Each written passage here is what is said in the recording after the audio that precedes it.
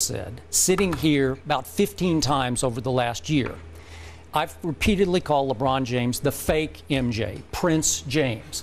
But finally, it came from the real king's mouth, from Michael's mouth.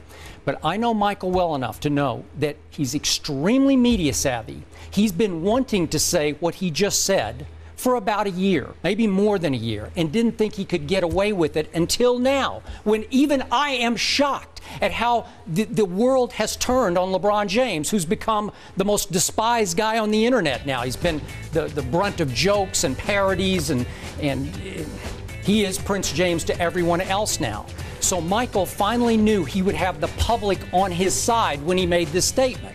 Yet he said it as Michael, the ex-player, not as the owner/GM, because I do think somewhere as we're speaking, some of his Charlotte Bobcats are groaning that he made these statements publicly against a division rival, and they do have to play him 4 times next year, and good luck with that. Well, 2 things to me, Skip. One, the key was that he said it's a different time.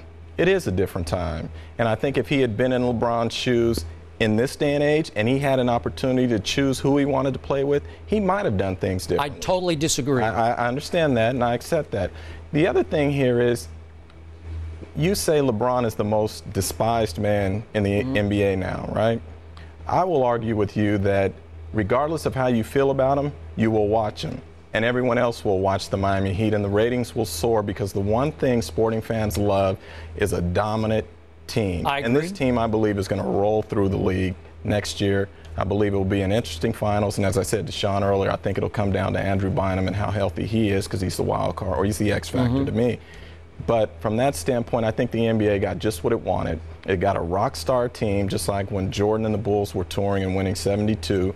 And everybody and the crowds and the hotels and everywhere else were unbelievable. It's going to happen again. How come it wasn't the same when, I know it was the end of their career, but when Gary Payton and Karl Malone decided to join the Lakers? They tried to do something, they tried to do a similar type thing. And even the Ray Allen, KG, and Paul Pierce, no one said nothing about that. You know, it wasn't they were trying to like build their team to just buy a championship. They weren't regarded as the top 2 or 3 players in the game. That's the difference here. You took 2 of the top 3 and 3 of the top 10, and they combined forces. And the timing of it. And I think people looked at Payton and Malone and said, you wanted to almost see them win it. And same you could even say for the guys in Boston. And everybody knew they've been playing. Payton and Malone were on their last legs. Right. But let me ask you this. You said that you know, he's not the next MJ.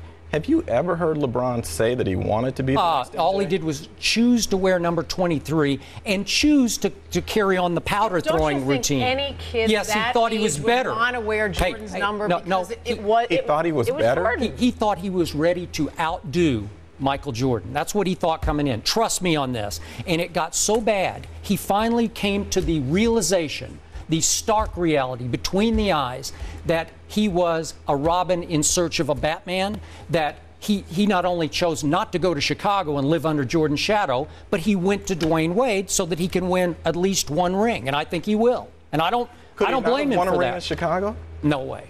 He would have gone right back into the same Cleveland syndrome, where everybody would look to him to do it all. I promise that everybody that's bashing him would want LeBron on their team. I can guarantee you that. Yeah, I would agree with that. But don't you think everybody's disappointed in the fact that he said, I can't do it as the man in Cleveland? Did he say, I can't do it, or did he say, I don't want to do it? There's a major difference there, Skip. Well, Michael said, I'm going to stay in Chicago. Exactly. Absolutely. How you want to perceive it.